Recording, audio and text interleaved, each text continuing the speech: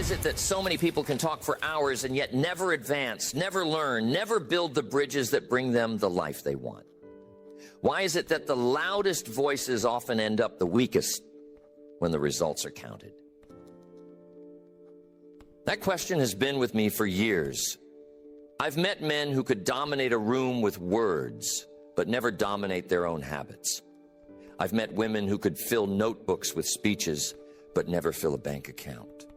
And I kept asking, how can someone talk so much, but know so little?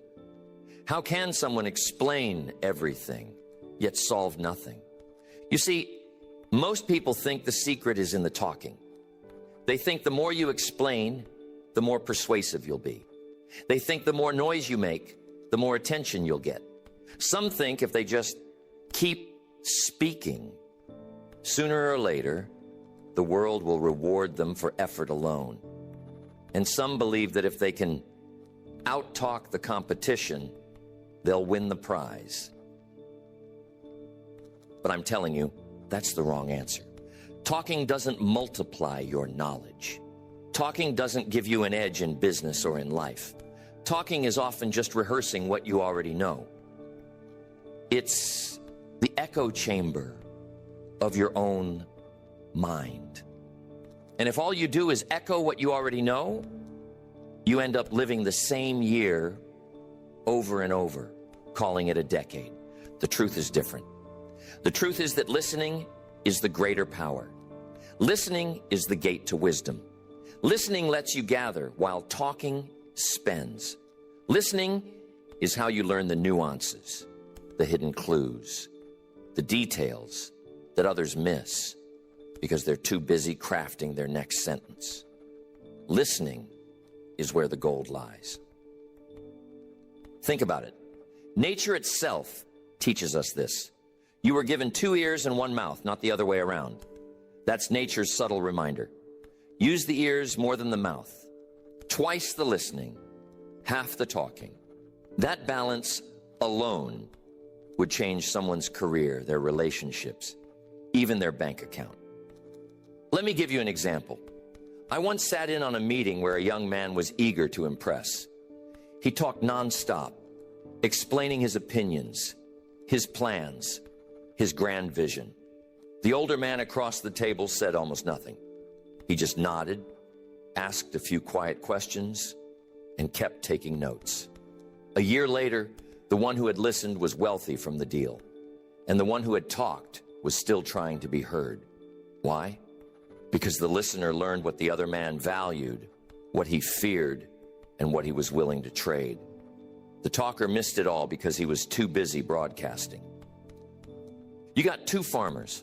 One farmer spends his day yelling at the ground, shouting instructions to the seeds, telling them how tall they should grow. The other farmer bends low, studies the soil, listens to the wind, watches the sky. Which one do you think will bring in the harvest? The one who listened to the land, not the one who shouted at it. So, remember this. Talking shows what you already know. Listening shows what you are willing to learn. Talking can make you look smart for a moment. Listening can make you wise for a lifetime. Talking builds noise. Listening builds knowledge. If you want power, listen more than you speak. If you want wisdom, gather before you give. If you want influence, understand before you attempt to be understood. That's the law. That's the secret. And if you capture it, it will serve you for the rest of your days. Most people resist this lesson. They believe listening is weakness. They believe silence means you don't have much to say, that you're not sharp, that you can't compete. Some even believe that if they pause too long, others will take advantage of them. That's not true. What happens when someone buys into those false ideas? A man in business refuses to let anyone finish a sentence. He interrupts, corrects, adds his own twist before the other person is done. On the surface, he looks strong, confident, decisive. But underneath, he's missing valuable information. He doesn't catch the customer's real concern. He doesn't hear the hesitation that signals doubt. He doesn't learn the competitor's weak point because he cut them off too soon. What looks like power ends up being loss. Or what about a parent who never listens to a child? Always giving instructions, always correcting, always talking. What does the child learn? That their voice doesn't matter, that they're not understood. Soon the child stops sharing, and the parent wonders why there's distance in the relationship. That's the cost of believing that talking is always superior. Here's the truth. Listening isn't weakness, it's strategy. Listening is positioning yourself to receive what others give away freely. Clues, lessons, insights, emotions.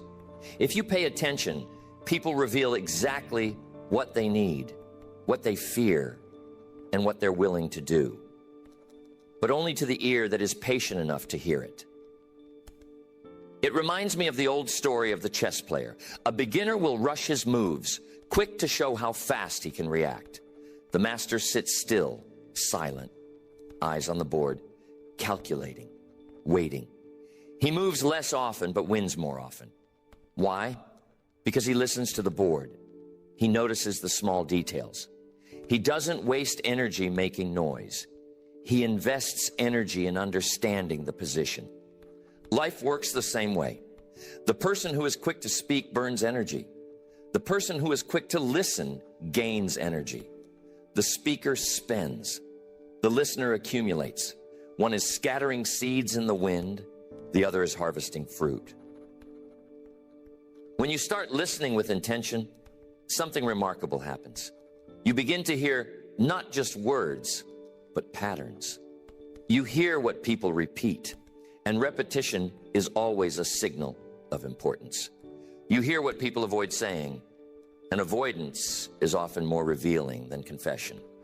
You hear tone, hesitation, excitement.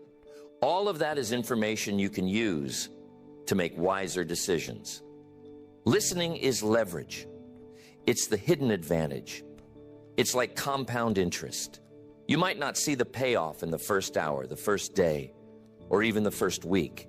But over time, the accumulation of knowledge, trust, and insight becomes enormous. The talker ends up broke in information while the listener becomes wealthy in understanding. So the wrong answers always lead to loss. Believing that listening is weakness leads to blind spots. Believing that talking is persuasion leads to empty results. Believing that silence is failure leads to missed opportunities. Those are traps, and most people live in those traps for years. But the right answer, that listening is more powerful than talking, leads to growth, to trust, to influence. It leads to wisdom. It leads to connection, and it never runs out of value. If listening is truly the greater power, how do you see it at work? Let's draw a few clear pictures. Think of the courtroom. A good attorney knows when to argue, but the great attorney knows when to stop talking and start listening. The opposing side often reveals more in their testimony than in their silence. A careless phrase, a small contradiction, a shift in tone that can change the entire case. The attorney who listens closely is the one who wins. The one who talks too much often misses the golden moment. Listening works like a mirror. When you listen carefully, people see themselves more clearly, and that makes them trust you. Because what most people want is not to be talked into something, but to be understood. Talking demands attention. Listening earns it. Two men go fishing. One throws his line in, then starts shouting at the water, insisting the fish should bite, explaining how good the bait is. The other man casts his line quietly, watches the ripples, notices the patterns of the fish beneath. He pays attention. One man talks at the lake, the other listens to the lake. Now, which one comes home with dinner? The answer is obvious. You see, listening is kind of like mining. The surface looks plain, ordinary, but underneath lie veins of gold. The miner who hammers without observing, who shouts at the mountain, gains nothing. The miner who studies the rock, listens to the sound of the pick, notices the faint gleam. That's the miner who discovers treasure. Words are like the surface. Listening digs beneath. So the next time you're in conversation, count how many questions you ask compared to how many statements you make. Most will find the balance heavily tilted toward talking. But if you reverse that ratio, something changes. Suddenly you learn more. You connect more. You see more. Because questions open doors, and listening allows you to walk through them. Listening is patience in action, and patience always multiplies results. Talking is immediate, like spending cash. Listening is slow, like investing. The spender ends with empty pockets. The investor ends with compound wealth. So never confuse silence with weakness. Never confuse listening with passivity. Listening is activity of the highest kind. It's collecting data, building understanding, positioning yourself for advantage. It's the soil where wisdom grows. Talking declares what you know today. Listening builds what you'll know tomorrow. So how can we turn this into a little challenge for ourselves? Because ideas are nice, but discipline is what makes them real. Ask yourself, how many opportunities have slipped through your fingers because you were too busy talking? How many relationships cooled because you didn't pause long enough to listen? How many sales, promotions, partnerships, or insights vanished because you filled the silence instead of learning from it? That's the price of ignoring this principle. I've watched people ruin their chances because they couldn't keep quiet. In business meetings, some speak too soon and reveal their strategy before it's time. Others interrupt and lose respect instantly. In negotiations, many think talking gives strength, but strength often lies in silence. The person who listens gathers leverage while the talker gives it away. And here's the test. The next time you're in conversation, discipline yourself to wait 3 seconds before responding. Just 3 seconds of pause. You'll notice something remarkable. In that space, people often reveal more. They fill the silence with the truth they hadn't planned to share. You learn more in those 3 seconds than you would in 3 minutes of talking. Or maybe you can try this. When you're about to speak, ask yourself, am I saying this to add value or just to be heard? Most of the time, people talk just to fill the air. But value comes from listening first, then speaking with precision. Imagine the difference if every word you spoke was backed by listening. Your words would carry weight. People would lean in because they would know you don't waste language. You see, when you talk less, your words actually matter more because scarcity breeds value. A diamond is valuable because it's rare. Gold is precious because it's not scattered everywhere. Your words can be the same. If you use them less often, after listening carefully, they gain the impact of gold and diamonds. People don't follow a leader because he can talk endlessly. They follow because he listens, understands, and then speaks with clarity. A leader who listens creates loyalty. A leader who only talks creates distance. Families work the same way. Friendships too. Listening